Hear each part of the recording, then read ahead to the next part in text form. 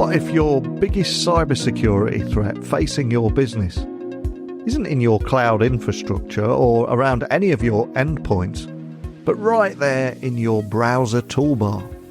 Well, my guest today, he's here to challenge everything you thought you knew about browser safety. And with 15 years in web security and a past spent tracking down cybercriminals, he now leads a team building tools like Extensionpedia, which is a free public database that assesses the risks of more than 200,000 browser extensions. So from browser hijackers to Gen AI data leaks, today's conversation will reveal why the humble browser extension might be your biggest identity risk and what you can do about it. So if you think ad blockers and AI plugins are harmless, we're going to challenge a few things today. But before I introduce today's guest, I want to thank our sponsors, Careerist. Because here's the truth. You don't need to know how to code or learn how to code to have a career in tech. Let's bust that myth straight away.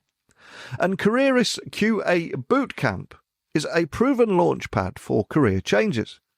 In just 4 months, you can have expert-led training, a remote internship, and personal coaching to guide you straight into a new role. And the numbers, if you're a numbers person, they speak for themselves. More than 37,000 QA jobs are open in the US right now, and with starting salaries that can reach $105,000.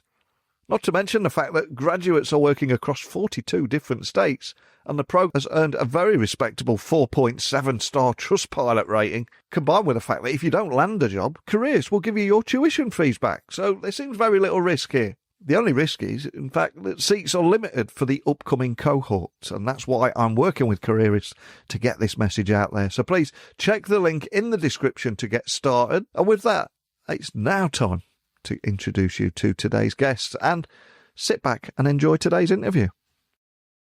But enough from me. Let me introduce you to my guest. So thank you for joining me on the podcast today. Can you tell everyone listening a little about who you are and what you do? Anil, thank you for having me. So my name is Or. I'm the co-founder and CEO of LayerX Security. LayerX Security is a browser security company. It means that we want to control any kind of interaction users have on the web. So the web is the number one interface for AI, SaaS, and web. And this is where employees spend most of their time. This is where they do stupid. Before doing that, I was doing web security for about 15 years. So I was running a web security department in the Israeli intelligence. During my military service, I was doing R&D in various cybersecurity companies. When I was working at Checkpoint, I led the takedown of the largest browser hijacker in history that was run by an advertising agency in China. We actually got to the real people behind that operation that later went to jail. Working for various banks. I really touched web security from every possible angle when it was not that popular at the time. Ransomware was the only thing that was interesting. And for me, I was very passionate about this because this is the new world. This is the new operating system. And this is where employees spend their time. And there is so much I want to talk with you about today, because every day on this podcast, I always try and focus on a different area and get people thinking about an area of technology that maybe they don't usually think about. And when we talk about threats online, people are going to think about phishing, ransomware, scams, locking down applications, locking down operating systems, etc. But the actual humble browser where we all spend most of our time, that's where some of the biggest dangers are. So just to set the scene, can you tell me a little bit more about your belief that malicious browser extensions remain such an underrated threat despite their widespread use across both personal and enterprise environments? Because I think for a lot of people listening, they don't think about their browser in that way. So it's important to understand that the browser is not the same as the operating system. It's different. Different is not better or worse. It's just different. And there is a quote that's being related to Henry Ford. I don't know if it's true, but, he was, people say he said that farmers are not looking for a new car. They're looking for a donkey that eats half the food and goes twice as fast. So in a way, you need to understand that the malicious browser extension is not an extrapolation of what used to be malware on your device. It's something new. And what is that thing? Think about all the things you do online. You have identities, you have data, you have payment. Everything is happening online. Those are a lot of interactions between you and services. And now with AI agents, it will include those as well. Imagine there is something that can either listen to those interactions or even, manipulate them or man in the middle of them. So it can be something that instead of letting you submit your password into a website, you talked about phishing. Let's say you're in the real site. Let's say there is something that can catch the password and make you believe as if you signed in, but actually behind the scenes is signing in your behalf. Once you are authenticated into an application, you have an access cookie on the device, something that can swap all those access cookies and use them to conduct the perfect identity theft on yourself. And people, don't know what a cookie is. Despite, it sounds like a delicious candy. It's basically a file in the browser that's being used to authenticate you and check who you are. So it can touch all those single points of failure about the user activity. It can be the cookie, it can be the password, but it can also be your payment data. It can be your privacy. It can be your interactions on, messaging apps, Facebook. It can be your usage of WhatsApp. It can be even your communication with AI. And just last month, the LayerX Labs discovered a very amazing attack vector, many the prompt of how malicious extensions can actually hijack an interaction with AI in your behalf and make the AI believe that you are the one that run this interaction. And I've got to ask, what was it that inspired the creation of Extensionpedia? And for everyone listening, how does it fill the gap left by some of those traditional browser extension stores that they use, from Chrome to Firefox, for example? But ultimately, what was the origin story? What put you on this path? So people, we have a very good relationship with all the browser vendors. So it's true that we have an official technology alliance with Google, but we also have relationships with others. And they use extensions as well. This ecosystem is existent also for themselves. And it's a very thriving, flourishing ecosystem that also has a threat. Whenever you open up the door, bad guys can come in, good guys can't come in. And it was clear to us that this is a big problem. And the market was, at the time, relatively uneducated. We're talking about 2024 when we started to work on that. And then a couple of things happened. So we talked to, we engaged with Google. And Google was happy to collaborate with technology companies to improve the assessment of extensions to its own enterprise clients, and was happy to share information. So we formed bidirectional interaction in which Google is sending to us extensions for analysis and additional data that we can use to sandbox. We own a very advanced sandbox for extensions to assess the security posture. So it's a win-win. And we look at this as some sort of a wild, wild west. You have hundreds of thousands of extensions, maybe more, because not all of them are in the Chrome store. And by having as much classification on those as possible, we can create the virus total of malicious extensions and good extensions as well. During this time, as we were working on this collaboration, a big attack happened in the market. Cyberhaven, it's one of the best DLP companies in the world, had an attack on their Google admin. So someone hijacked their Google admin and replaced their browser extension with malware. And suddenly you had hundreds of organizations that had zero information about the risks of malicious extensions suddenly being informed by a security company, hey guys, attackers took over our extension, you have malware installed in your environment, we will help you flush it out. But then suddenly those guys became aware of the fact that this is a big problem. So all of that happened, it's a perfect storm with Google pushing us forward with giving us a lot of data, and then the market becoming aware. Extensionpedia is a free resource that we've created based on all this data from all our sources to give back to the community with risk classification on extensions, and we improve the quality and volume of data we make accessible nonstop.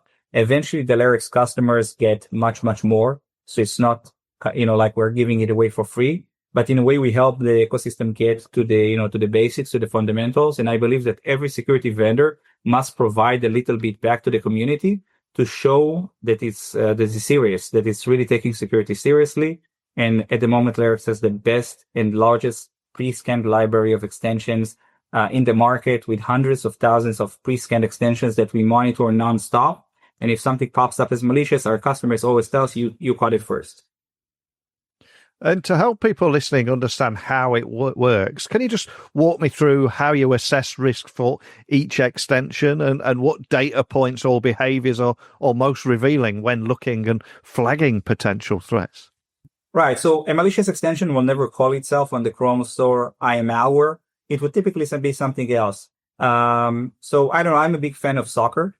Yeah. I'm a big soccer fan. and we'll have the World Cup coming in next year, I may fall, victim to an advertise of a plugin that does coupon codes to the FIFA, portal to buy tickets. I don't know, something like that. I gave up some sort of an example. So I may download something that claims to be coupon code scanner for FIFA tickets for, soccer matches. And that can be malware in disguise. So what will actually happen is that there will be a code which is typically very obfuscated, hard to understand, very dynamic, that has a kind of payload that on one hand, when I go to the FIFA website, is doing one functionality, scanning for coupon codes, probably not very successfully. But let's say on another thread, when I visit my Gmail, which I use for work, it will start collecting data about who am I texting to and what kind of information I'm sending. So it will have, some sort of like a Dr. Jekyll and Mr. Hyde behavior. It will have some sort of, allegedly benign behavior on one side and a malicious one on another side. So the way we would sandbox and analyze extensions is trying to uncover and unlock this malicious intent with behavioral approach. We analyze the code, we analyze the permissions, we analyze the reputation of the owner, and we analyze all the data that an owner must create in order to upload an extension to the Chrome store.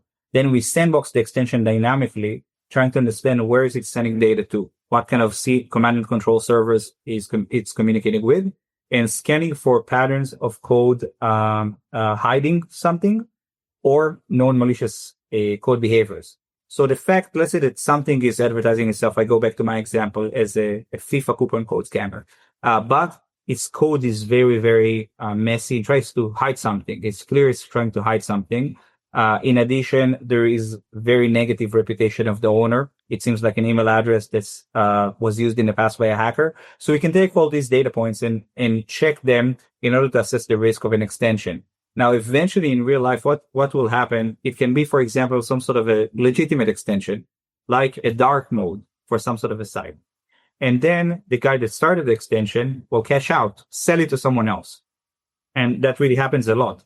And that extension will now change its code and also change its permissions. Suddenly, instead of just changing the dark mode of the browser, it will start collecting cookies. So we'll see all of that data happening at the same time. Change of ownership, change in code, change in manifest, change in permission. Suddenly something entirely different. The only thing that remained is the name.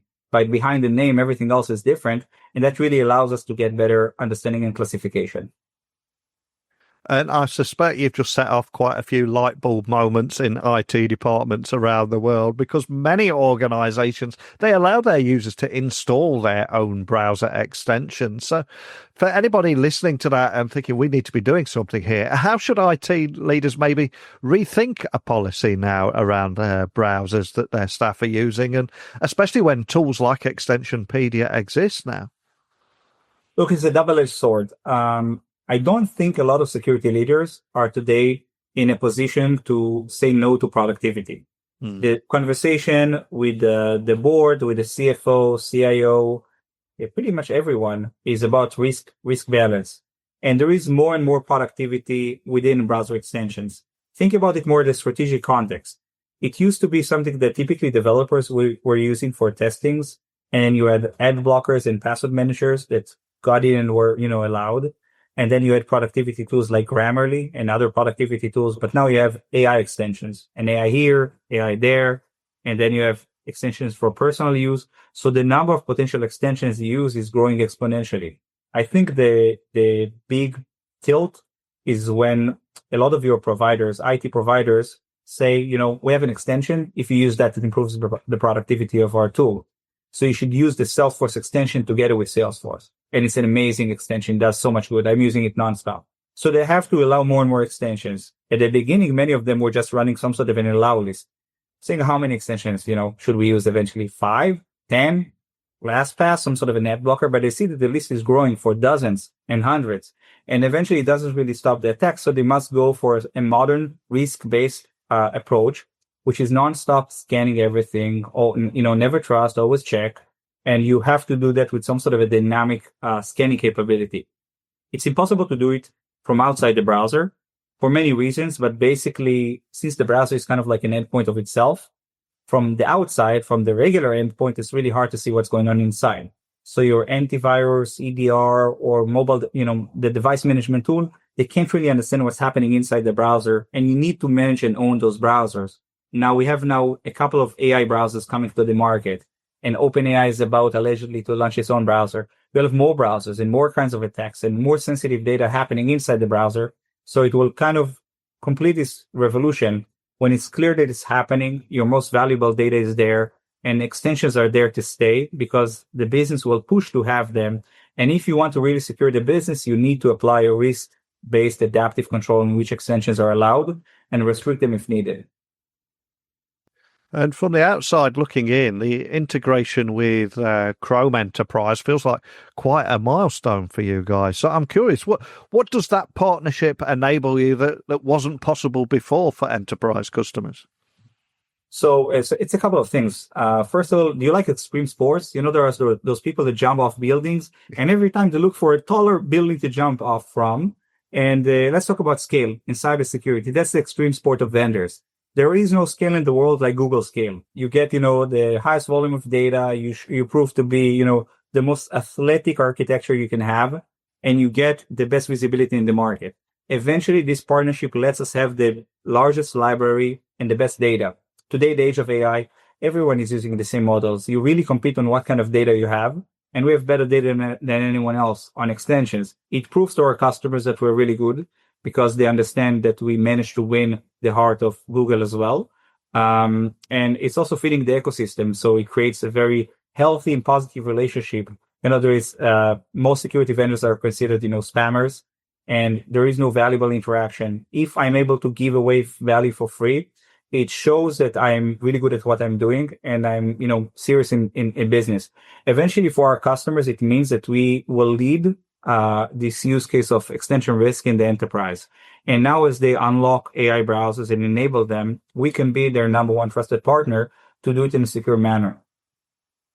And a quick stat I read before you joined me on the podcast today, 99% of enterprise users are running at least one extension and many more are running more than 10. So with that stat in mind, where should businesses start and tech leaders listening today, where should they start when it comes to securing this surface? Just understanding you can't block it. So It's not something you can push away. So it's there is some sort of an education phase, like a bell curve from, an unknown threat to an exaggerated story. So now we're going up when more and more organizations believe and understand it's something they cannot avoid. They find out they have some sort of an infection. They're surprised by it. And now they understand they must deal with it, but they cannot reverse the process. A couple of years ago, there were organizations that were just blocking extensions altogether. Today, it's impossible to do it in a modern, economy that is productivity oriented. And Gen AI tools, password managers, and here in the UK, after the Online Safety Act was introduced, VPNs have all gone through the roof and skyrocketed recently. But all these extensions are also some of the riskiest. So how do you approach evaluating tools that straddle both productivity and privacy concerns? You mentioned earlier in our conversation that balance can be quite tricky, but tell me more about that. Eventually, not everything that's risky has to be malicious by demand. You can have good cause and still cause harm. Gen AI extensions that add AI everywhere. So think about it this way. If you care about what your employees submit into ChatGPT, then you should definitely care for ChatGPT Anywhere extensions that already scrape all your SaaS and everything you use and upload it to ChatGPT in the background. So it's kind of like any kind of usage on steroids. Instead of the user doing that manually, step by step, you have something swapping all your data. So if it's a password manager, it's reading all your credentials. Who knows if that's an approved password manager? Who knows if it's a secure one? Not all password managers are born equal. And in some cases, we have customers that their employees just log into their personal Google environment with their own password manager. And actually now they start syncing work passwords to another device. Now, I want to share a story that I read on Reddit. It was a security operator sharing a story on Reddit about how they got infected with a high-risk extension. So the story goes like this. They had an employee. That employee's husband was suspecting her of running an affair. And he wanted to collect data about what she was doing online. So he installed on her browser something that records the screen and take all the snippets and all the data in our browser so you can, track what she's doing. Now, due to the way browsers behave, there is synchronization between devices. So her browser profile sync from her home device to the work device. And now his info stealer that was there not for malicious intent, not the same malicious intent we believe, was synced into the work device. And the guy writes on Reddit, and that's how we found out that all her passwords, all the business data, all of that was going to the other guy's, computer. So eventually, this way, he got some sort of an info stealer deployed on a work device. Now, obviously, the guy didn't plan to steal information from a large financial, but eventually he managed his way in very, very easily. And it also shows if it's that easy for someone unconsciously being able to get, very, very privileged access in a network, it means that the threat is real. And it doesn't have to be malicious per se. It can just be used the wrong way.